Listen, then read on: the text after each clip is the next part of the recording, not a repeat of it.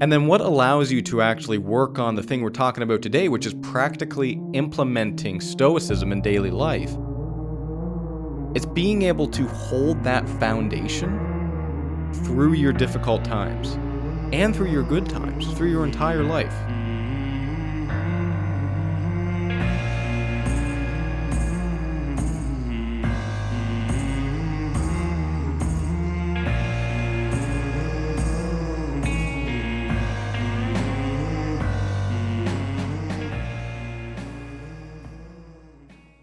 There's something that happens, I think, with a lot of us when we get into the self-help world, the self-improvement world, the philosophy, the Stoicism world, is that we can actually make a habit of reading and of quote, quote, learning more things as opposed to implementing those things. And in a sense, it becomes a form of entertainment. And I'll explain what that means here in a little bit. But first, let me just say that Stoicism is an endless, bottomless pit. You can learn about it for the rest of your life, and I am, and I'm sure many of you are. However, the foundations of Stoicism, and I'm sure you all know this, the virtues. Virtue itself is the only good. Virtue consists of justice, wisdom, courage, temperance. Live according to nature. Live according to who you are as an individual, to who the other people around you are, to your human nature, to the world itself, Mother Nature herself. Accept things as they come. Accept what's in your control. Try not to worry too much about what's not up to you. Accept death, and so on and so on. The foundations of Stoicism are incredibly strong. And so, although it takes time to really understand those lessons, externals, what takes even more time is integrating them into your life. And so I think as someone who's trying to become better, become an actual Stoic, to act appropriately, I think you can learn the foundations pretty quick. And it might take you a while to believe them, to really buy into them, but you can learn them really quick. And so I think the implementation of those, man, now that is really, really hard. That's what takes time. And just as an example, one that we go to often because it's so obvious and it's one we all struggle with, and that's road rage. I can explain to you, and you can explain to yourself and your friends very simply and very quickly how road rage, well, it's anger, and anger is a toxic emotion. It forces you to take on more risk unnecessarily. It's destructive. It's toxic. And then we could go over some methods for you to deal with your anger. Take some deep breaths. Practice perspective. Zoom out. Zoom in. Remember that you will die. So many methods for managing anger. And I can give you that list and you can take them away. But for you to implement those, for you to realize in a particular moment that first you need to actually, well, recognize that you are angry and then to implement them appropriately. Man, that takes time. That takes a lot of time. Sometimes, for some people, it takes a lifetime. And so I mentioned earlier on how we distract ourselves from acting, from living.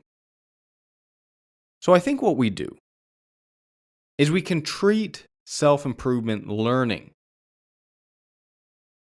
as something that's more like entertainment as to actually implementing, as to actually something that's actionable.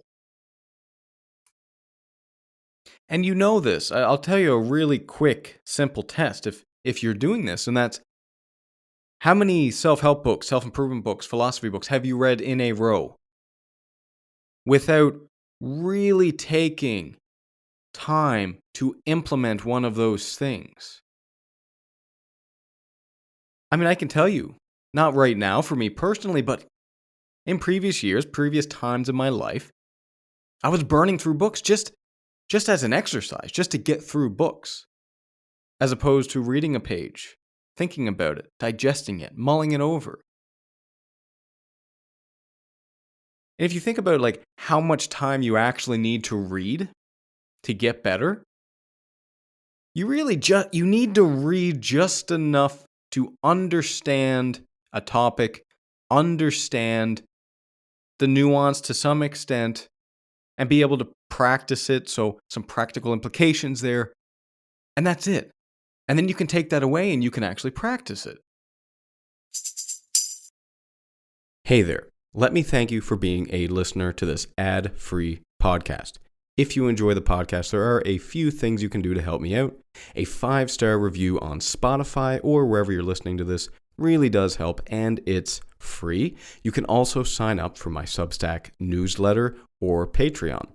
Substack free gets each episode emailed to you along with the transcripts in the form of an article. You'll also get access to my live talks, followed by a Q&A afterward.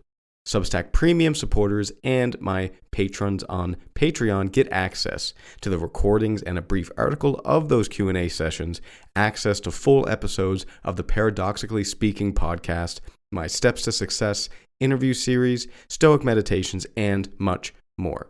Links to Substack and Patreon can be found in the show notes. Take the dichotomy of control. Simple enough to understand. But if you were to go through, let's say you take a month, 1 month, 30 days out of your life, and you focus on the dichotomy of control. You say, okay, this is going to be my focus. I'm going to learn how to implement this. Every day, you sit down in your journal, you look back at your day, and you go through the things that gave you trouble, and you discern. That was up to me, that was not. This is where I got bothered by something that was outside of my control. This is where I actually owned my agency. This is where I didn't own my agency. And if you do that for 30 days, you would probably be pretty damn close to being a master at the dichotomy of control. Now, to be a expert, like a real master, right? A Jedi master. If you were to be a Jedi master in the dichotomy of control, that might take you years and years and years. But for you to make some significant gains, some really good improvement, you can do that in a month if you focus on it. Take, on the other hand, what most of us do. We pick up a book on Stoicism, we read the first 10 pages, the first chapter on the dichotomy of control, and then we go on to the next chapter, Amor Fati. On and on and on it goes. I guess my challenge to you, and maybe this applies to you, maybe it does not. My challenge to you would be, have a good look at what you are actually doing with your philosophy journey. Have a look at how much time you're spending reading, how much time you're spending journaling, reflecting, working on implementing, struggling through things. Have a look, like a real hard look at that. And you tell me, are you reading for entertainment or are you reading for self-improvement? Those are two very different things. Very different things. And it's okay if you're reading for entertainment. There's nothing wrong with a bit of entertainment. But make sure you understand that there is a huge difference between practicing something and just simply learning about it. And let me end on some real practical knowledge here. The Stoic foundations. I think you can learn those pretty quick. You can go through those pretty quick, write them in a notebook somewhere, carry the notebook around, reference it from time to time. Eventually you'll memorize it. You can learn them really quick. And then what allows you to actually work on the thing we're talking about today, which is practically implementing Stoicism in daily life? It's being able to hold that foundation through your difficult times and through your good times, through your entire life. So, really, if you think about what that means, it means going through your day to day life with proper perspective, looking at it through a particular lens. And to do that, again, have a reference, have something written down, have a wallpaper on your phone that talks about Stoicism, have them rotating Stoic quotes. And for God's sake, take some time to reflect on how close you are to hitting it and how far away you are from missing it. The beautiful thing about this practical implementation idea is that life gives you enough to become a Stoic over time. Life gives you enough. It gives you death of your friends. It gives you death of your family. It gives you sickness. It gives you being fired. It gives you money problems. It gives you emotional problems. It gives you everything you need to become a Stoic. So all you really need is the foundation. And you need to reflect on it. You need to review it every day. And you need to make sure that you're bringing that with you through your daily life.